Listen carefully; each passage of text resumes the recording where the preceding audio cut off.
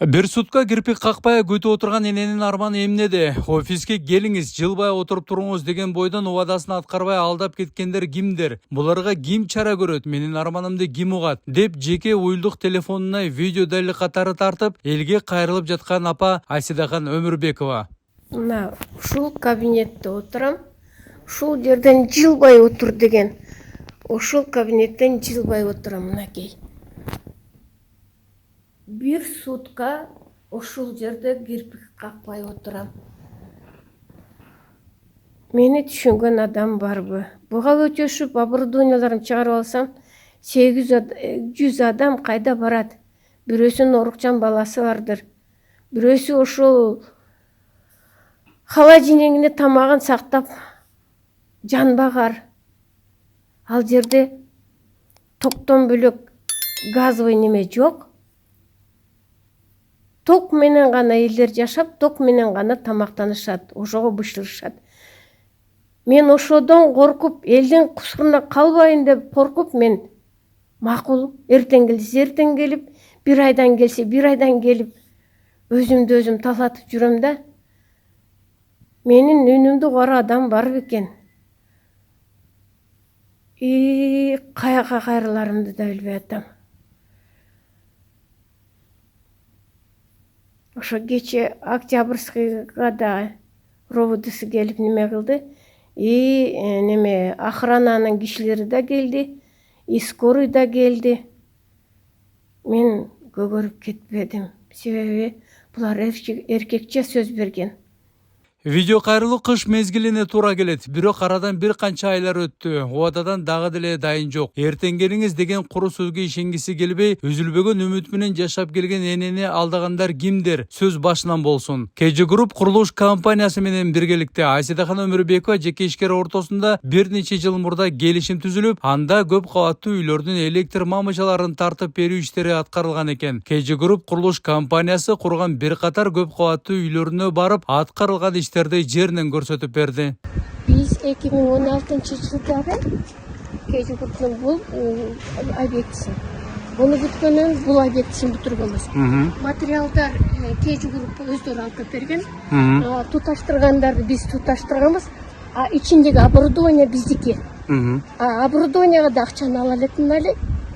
Кылган акчабызга да эмгегибизге дагы эле расчет берилет да. Бул объектиде ошо ойдон турат.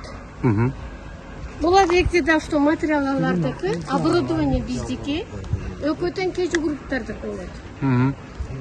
Ошо килейген көп кабаттуу үйлөрдүн электр зындарын бүтүп баарын сиздердин ишканаңыздар эме кылган да? Менин жумушчу балдарын жасаган. Мен кол астында иштеген балдар. Кайсыл жылдары? 2016, 2017, 2015тен баштап. Толук бүтүрүп бергенсиз? Толук биз алардын берген заданиясын бүтүргөнбүз. Келишим түзүлгөн, Келишим түзүлгөн, договор бар.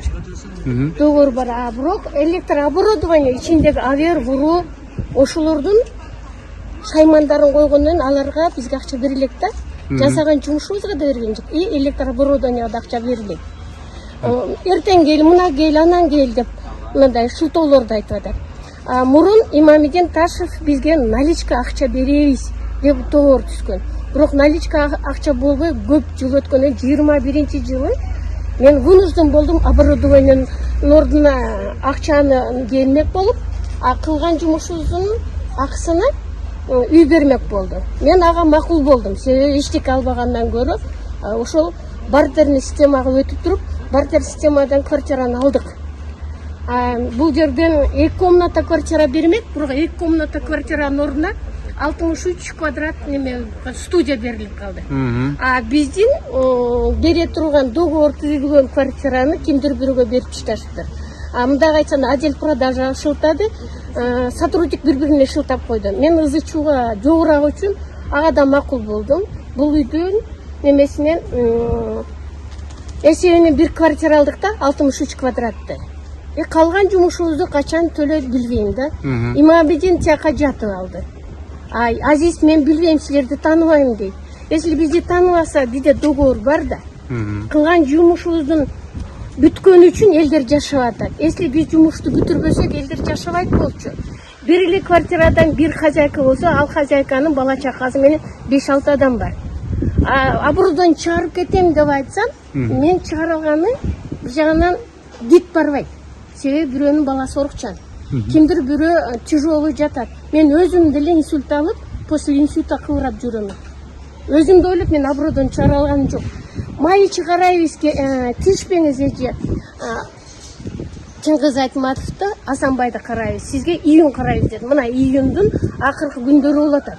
Мага бир ооз звонить этип чакырган да жок. Аткарылган эмгек курулуш компаниясы тарабынан төлөнбөсө, анда коюлган жабдыктарды кайра алып кетүүгө аргасыз болом. Бирок жүздөгөн жашоочулар жарыксыз калып кетишин каалабайм дейт жеке ишкер. Эгер төлөсө бул нерселердин баарын алып кеткенге укугуңуз барбы? Мен алып кеткен укугум бар. Себеби мен өзүмдү орукчанга байланыштуу элдерди да ойлоп мен алып кетпей жатам. Эми ынсап берип Имамидин Кейжи Груптун бир туугандары менин кылган кызматымды төлөп берсе, мен ошого кане кылмакмын. Даже мусулмандарды деле айтат, устанын териси катканча акысын бергиле деп. Мына меники уже тери катып, уже кагайып да бүтүп атат. 2013-төн бери жүрөм. Эгерде булардын баарын чыгарып кете турган болсоңуз, анда тиги жителдердин баары эле жарыксыз калат да. Буларды чыгарып кете турган болсок, азыр жазыраак. Терпимой тамак ашын кылып жемесе болот. Кышында булар тоңуп деле калмак. Себеби ушул электричество менен ызыйт. Газ жок бул жерде. Аткарылган кызмат акы эмне үчүн курулуш компания тарабынан төлөнбөйт? Айсидаган Өмүрбекова менен биргеликте Кейжи Груптун башкы кеңсесине барып, эки тараптын ортосунда кайчы пикир жаралганын байкадык.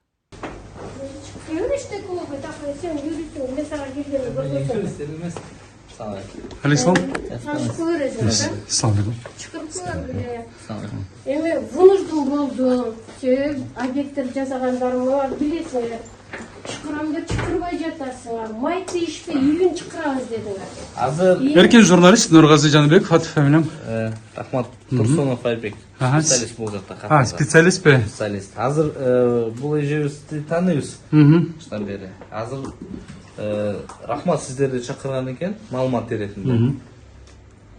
Эме кылабы, жетекчибиз келсин, кичине күтө турасыздарбы? Күтөбүз. Тартпай. Эми биз специалистпиз да.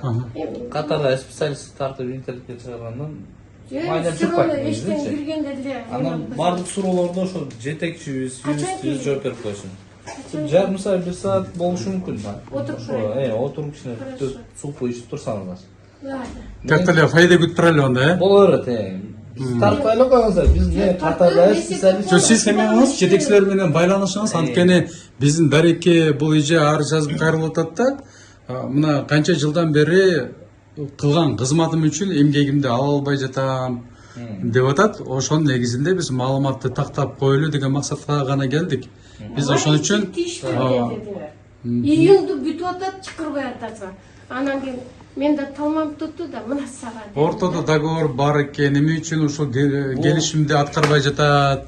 Ошону бир көрөлүчү, чындап эле келишим болгон болсо, анда курулуш компаниясы келишимди аткарыш керек милдеттүү түрдө. Туура.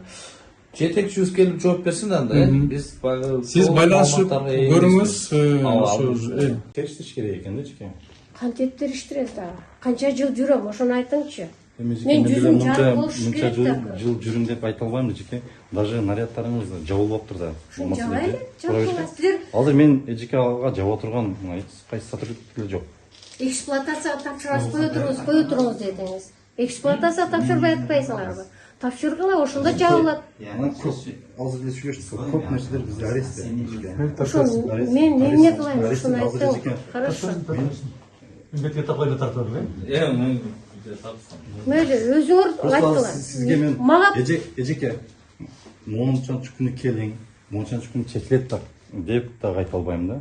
жок, Азиз. Потому что жеке Мен сенин сураналарың көрүп атасыз да. Действительно, сенин жумушуңду аткардым, ошону подтверждать этип бергиле. Мен Мен жумушчулардарыма жабылып атыр да. Азыр акыркы жапкан балдардан сурасак, алар айтат, биз туура бул эжекенин 90% жумуш кылынган, бирок аягын биз кылган. оборудованияны балдарыңыз жасай албайт да. Азиз, мен оборудование сурап аттым. Оборудование мен өзүм жасагам. Ошон үчүн мына сиз маселеңизде мен деле 100% информация. Бул жана юристпи? информациям жок. Сиз ким Бул болушуңуз? Ташкемамиттин Инеси болот. Иниси болсо, Азиз деген сизби? деген мен. А. Ошого мен полномочий дагы эмесмин. Мен мисалы Такта беретинде жанагы ортоңуздарда келишим барбы? Договор бар. Таш менен келишкенмин дейт да. келишкен экенин да мен билбейм. Чындыгын айтканда. Ошону көрсөтпөйсүзбү? Договор бар. Келиңиз такта салып, договор түзүлгөн. Баарын документтер сүйлөйт азыр заманда. Мынакей договорлор бар, бардыгына семети, сейти. Даже мен Айыл банктан өзүм акча которгом, булардын акчабыз жок дегенде. Бир да документ жабылып Бир документ эмес, 4 объект жабылып атат. Айбек, нормальный сүйлөңүз. Биздики фамилия мен жана Жада калса мен өзүм берип атам силерге. Вот, мына жерде договор болуп атат. Датка 23 ал жабылган. биздики маселе жок. Мен эми бул жерге эле аралашкан эмесмин өзүчө. Келген 5-6 ай болду. Бардык, то есть КамАЗдан жүк түшүргөн эле төгүп салган үстүчү. Аны биз карап ар бирин отурган физически мына 3 адам успей этпейбиз. Потому что биз основной бизде объект чыңзайдын деген объектибиз бар, ал курулуп келе жатып эле токтоп калды да. Ошо менен чуркап жетишпей жатабыз. Ошол анан бул эжекени такташыбыз керек. Биз деле азыр эжекке 2 миллион десе, ооба туура экен 2 миллион мен моюнума алам деп айта албайм. Такташ керек. Койсо туура, койгонсо туура койгондур. Мен аны жок деп деле айткан жокмун. Туура бул эжекке жанагы нерселерди алып келиптир, коюптур. Жанагындай да моменттер чыгып калып атат да. Мисалы 90% дедимчи, 95% алып келип койгон дагы. 98 Кийин дагы жоголуп кетти деп жүрүшүптүр могу компанияда. Көрсө бул эжекке ооруп калыптыр да. Ошол моментте булар өзүнүн немесиде расход кылышыптыр. Эми алды рұқсат берсеңіз, қағаз түрінде қойсақ, мына 11 миллиондық байдөлөт менен договор болгон да. Анан 11 миллиондон 80% акчасы берилген. 11 миллиондон 2 миллион калат, 80% акча берилген. Оборудование 600 азыр миллиондор боюнча сөз болсот. Ар бир жерде ошол эле мамлекеттик тендерде дагы. Сен ошо товарды алып келесиң, же жумушту аткарасың, полный тийиштүү документтерин жабасың, сага акча берилет. Ошол сыяктуу эле бул эжедин карасаңыз, ошо 5-6 объекттин ак выполненный работалар нет деп турат. Ошол нет деген эже бөлбөй турсаңыз, ошол акттар аткарылган жумуштардын актылары жабылган эмес, чындыгында. Биз бул 2 миллиондон качпайбыз, ачык эле. Себеби жумуш аткарылган болсо, нарядтар полный бүткөн болсо, биз баягы өмүр бою болсо да карызды төлөгөнгө компания даяр негизи эле. Просто тийиштүү иштерди Муну ким жазган, ким чыгарган? Бул биринчиден бул жумуштардын полный документациялары бүт элек. Экинчиден бул убакытка чейин иштеген сотрудниктер, ошол мурдакы жетекчилер, сотрудниктер, тийиштүү сотрудниктер бул эженин документтерине аралашып жатат деп айтпадыбы? Биз дагы фактически көзгө көрүлекпиз. Биз дагы чындыгында мындай мен буларды документтерди өзүм алып келип берип атам. толук маалыматка Ол сиз алып келип бергенсиз. толук маалыматка ээ эмеспиз. Ошон үчүн бизге убакыт бериңиз, биз дагы териштирели, тактайлы, бирок жоопкерчиликтен качпайбыз деген эле ойду айтып атабыз. Мына өзүңүз тартып коюңуз, мына аткарылган жумуштар 11 миллиондон полный акт выполненный работалары 3-12 бар, калган 5-12 жок. Нет. 98%. Кача бул жерде 11 миллиондон бүт акчалар берилип, үйлөр дагы берилип, 2 миллион астатып турат. Бул эме боюнча. Оборудование боюнча 600 миң бар. И плюс Жалпы суммасы 2 миллион 600 миң курулуш компаниясы карыз. Мындай жеткенде. Ошо карызсаңар деп талап кылып атат, бул эжеге талап кылып атат. Ошондо Эми биз эми тактайлы деп тактап туруп карап Эми дагы бир айткан, бул эже уже акты жаба албайт да. Себеби бир эже шпаклевканы тартты, биз кимдер айтса, стенанын бир слой шпаклевкасын тартып эле кетип калды. Башка уста келип калган экинчи слойду тартып, краскаларды кылып бүтүрүп алып акчасын алып кетти. Эже келип кантип биринчи слойдун актысын жаап берет. Кылган жумушун. Ошондой болуп атат да. Бул эже дагы ишин чала кылып койгон, башкалар келип бүтүрүп койгон. Бул эже айтып атат, пускай тиги биринчи менден кийинки келгендер актысын жаап, могу деп мага расценка берсин, мен аны минусовать этип салам деп атат. Бул андай эмес да. Биринчи кылынган жумуштун чалбай калды, бул штраф болуш керек, пеня болуш керек. Ушуну Эми тартиптер бар. Мен билбейм. Юридический жагы болот, технический жагы болот. Калган сотрудниктер биз каяктан табабыз? Азиз Айбек, Мен если... оюмду айттым. Да, сен ойыңды айта турам өзүң. Адам келип жаза албайт. Мен 18-жылы Айбекте, Алмбек менен Куронбекте тапшырганда элдер жашап аткан. А бул Айбектин жасап аткан болсо айттым го, счетчикке немени гана улап койгон. Мен акттарды полный берген силерге. Полный берип турганда жогорку жактан утверждение келбей атат. Мен кайра жасап келишим керек. Просто бербей жатасың. Мындай далилдүү кагаз болуп атат да, бул листче эки тарапка тең. Оригиналда эчебизде болушу мүмкүн, ар бири колдору коюлган. Мурдата жетекчилер, фамилиялар менен, көрсөңүз. 98%. Бирок булар дагы подтверждает, что бул актылар жабылган эмес деп бул кагазга биз ушу кагазга эле таянтабыз. Эми сиздин бизге мо нет дегендери есть деген актылар кана ушу таблица кана. Анда Имамиден сурам, неге Жок, колдоо сизде болуш керек да бир Мен оригинал. полный сдавать этим, утверждение кирген бойдон чыкпай атат. Тапшырганда өтпөйбү? Тапшыргамда мен. Утверждение кирген бойдон чыкпай атат. Тапшырганмын дейт, биз тапшырбаган сөзүбүздө болуп атат. Тапшырганын да билбейбиз, тапшырбаганын да билбейбиз. Чындыгын Алып айтканда кетейин, мен бүткөнүн элдер жашап Может, атат. туура Утверждение тапшырганда. кеткен бойдон, утверждение келбей атат. Утверждать этип кол коюп берсе, ал айтат, эмес, эксплуатация тапшырганыңарда биз жардам беребиз. Сен эксплуатация качан тапшырасыңар? Айткылачы ошону. жеке эксплуатация Жок, ошондо мен немеге, ошондо эксплуатация тапшырганда мен утайын анда. О эксплуатация келгенде мен кошулуп ошо щиттин астында турам. Көтөрүп, рублингти өчүрүп, анан кийин эксплуатация тапшырсаң, сен эксплуатация тапшырбасаң мен жүрө берем банда. Тапшыргыланда. Выход ошол эле калды. Сен эксплуатация тапшырышыңар керек, мен Айбектим жабылат. туура жеке ошол эксплуатация Или тапшырылбай жатканыбыз көп көмөлөр арестте болгон анан үчүн мен эмне кылайын? Мен күнөөм эмнеде? менден зависит эткен болсо мен азыр эле Тогда барып эме кылмакмын. оборудованияларын барын чыгарып кетейин анда, бөлөккө иштете бергиле. Полный оборудование чыгарайын, калганын ана садага деп таштап кое берем анда. Раз бербесеңер. Анда элдер жарыксыз калат да.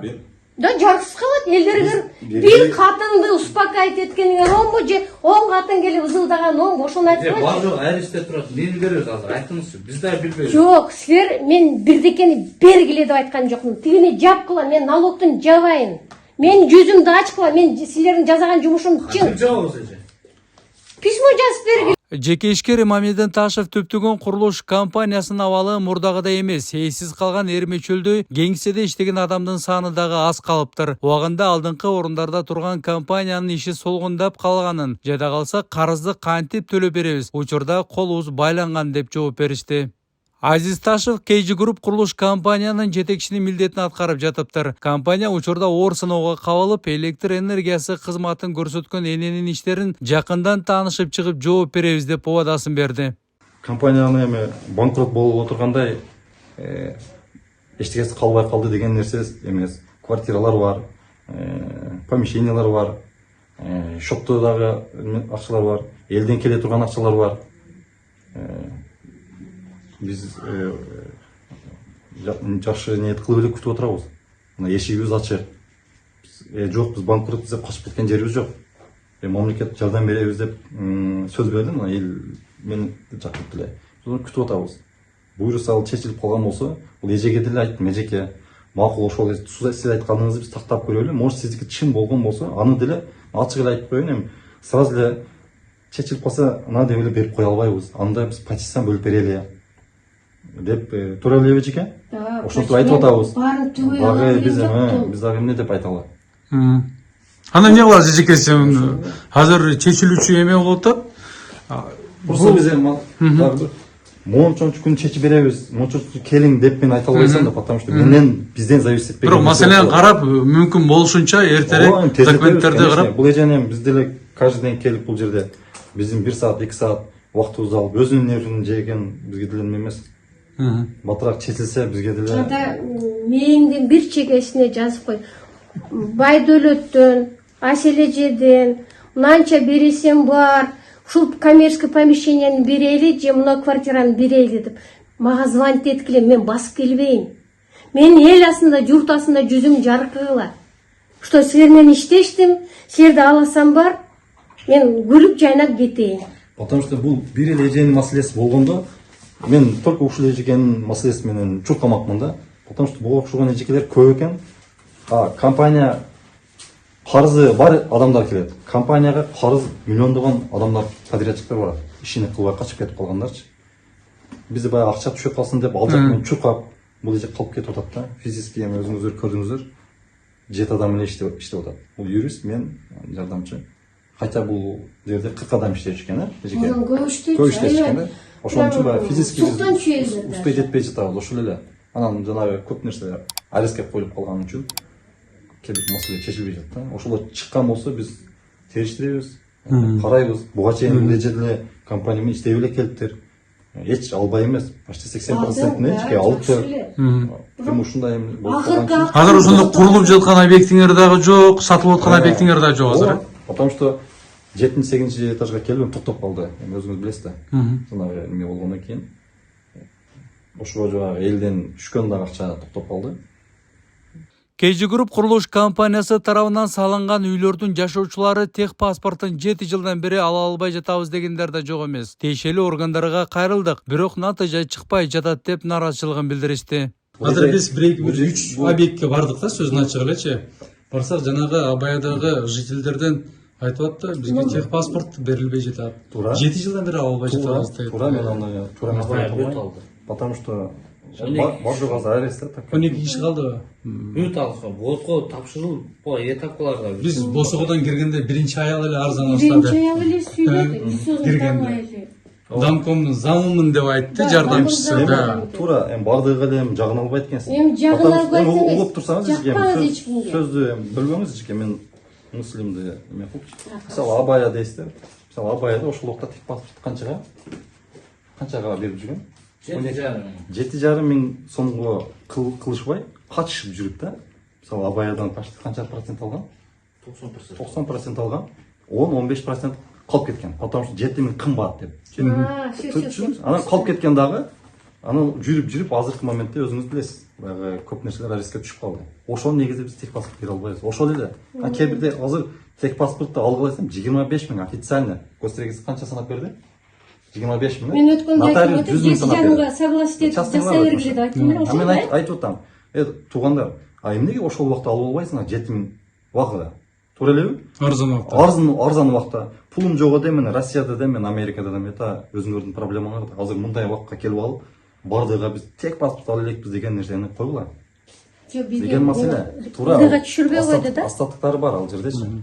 Айседахан Өмүрбекованын айтымында KG Group курулуш компаниясы жалпысынан 9 миллион сомго бааланып жасалган эмгек акыны төлөбөй айламды кетирип жатат деген дооматы азырынча жоопсуз. Аны убакыт өзү көрсөтөт.